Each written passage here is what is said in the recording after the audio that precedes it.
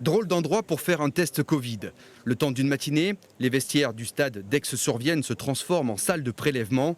À 72 heures de leur match contre Boulazac, les joueurs et les dirigeants des clubs engagés doivent se soumettre au protocole sanitaire de la FFF.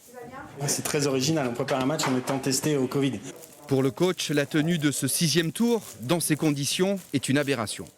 Quelque part, on était un peu pris en otage pour jouer ce match-là. On le fait parce que les joueurs le veulent et qu'on s'est positionné comme ça. Mais j'aurais plutôt préféré que l'ensemble de la Ligue et de tous les clubs se positionnent pour ne pas le jouer. Mais bon, c'est ainsi. Oui, mais voilà, après 3 mois sans jouer, l'envie est plus forte que toutes les contraintes.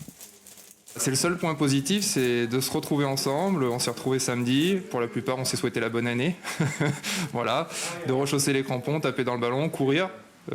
Pas trop longtemps et pas trop vite parce qu'on a du mal, mais courir quand même. Donc ça, c'est vraiment un gros moment de plaisir. Une fois n'est pas coutume, cette année, le vainqueur du 6e tour recevra une prime, histoire de faire avaler la pilule auprès des clubs. J'y avais pas du tout pensé au départ parce que je croyais qu'au 6e tour, on n'avait rien, comme les autres années.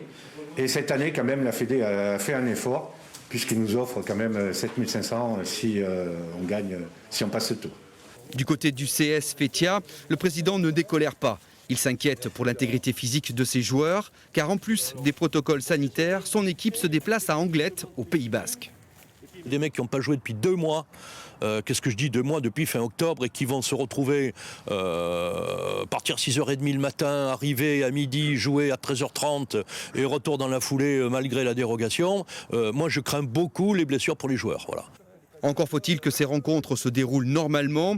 Tout dépendra bien sûr du résultat des tests Covid.